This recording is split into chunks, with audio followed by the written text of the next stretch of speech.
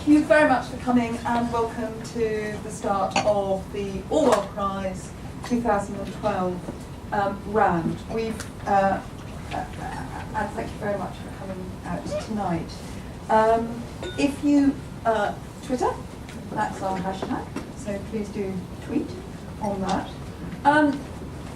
You're here at the beginning of this year's round of events. We do a tremendous round of events to get people interested both in the books and the articles and the blogging, and indeed in politics and literature over the year. We've had quite a tough year over the last year, and I think that we're a small prize, but we've behaved, we try and do things both with proper process and with great decency. There won't be one of you in this room who won't have got here. There won't be anybody who enters the prize who won't encounter the same thing. There won't be any of the judges or any of the people that come to all of the events that we will do over the year that won't have first encountered Gavin Freegard, who runs the prize with me. And he's had a year of exemplary and terrible hard work. And I'd really like to say that he is always courteous, he's always intelligent, and you will have all encountered him already. And you have to think the thousands of people that enter the prize and come to our events always meet Gavin. So, Gavin.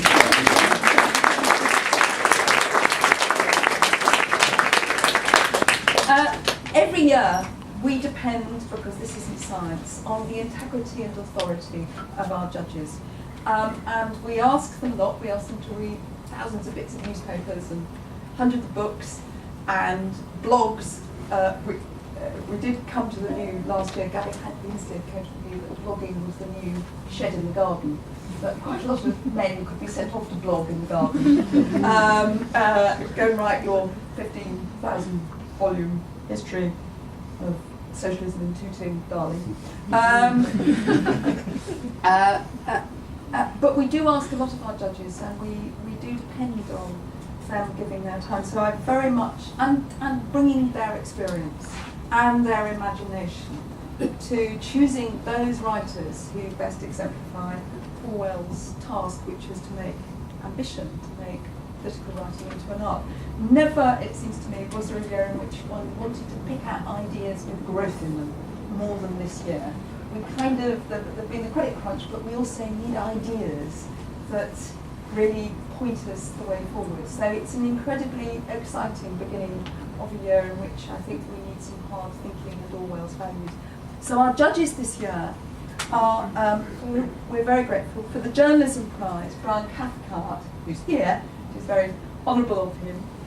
He was a professor of journalism at King's University, but also absolutely one of the founders of the Hackathon campaign, so we're very grateful for him. Ian Hargreaves, another, if I dare say that, after the year we've had, another ex-independent journalist, who's Cardiff and again has a long history of integrity. So we're very grateful for them, and we hope they're going to enjoy choosing the journalism. For the blogging prize, we've got Suzanne Moore, who again actually will take some very principled stands in her journalistic past, and we're very excited by her agreeing to do the blogging prize. And Hopi Sen, who has been shortlisted and long-listed for the blogging prize, and who also comes from that new kind of territory in journalism. And blogging, I tell you, blogging is not one thing, it's changing under your eyes. It's an extraordinary thing. So we're very grateful to them. For the book prize, we've got, and they're the people that have quite a lot of books arriving, Miranda Carter, who won the Orwell Prize for her wonderful book on Anthony Blunt, a very impartial, sensitive account of a very complicated betrayer. But also very risky, 3 actors. Miranda and I did a wonderful event actually at Oxford on secrecy with Sir David Owen, which lives in my memory as it were the room was entirely full of elderly spooks. Daphne Parks just died. And as Miranda and I and Sir David Owen started to talk about secrecy and the secret state, the lights went out. And then to add to that, the new high-tech doors at the end of the wonderfully high-spec Oxford College new theatre, the doors came in. But in fact, we did all get out of it safe and stayed home. I'm just still keeping the nation secret. And the other person is Samir Rahim, who's his assistant, the books editor at the Telegraph. We're terribly excited that he's prepared to take on this job.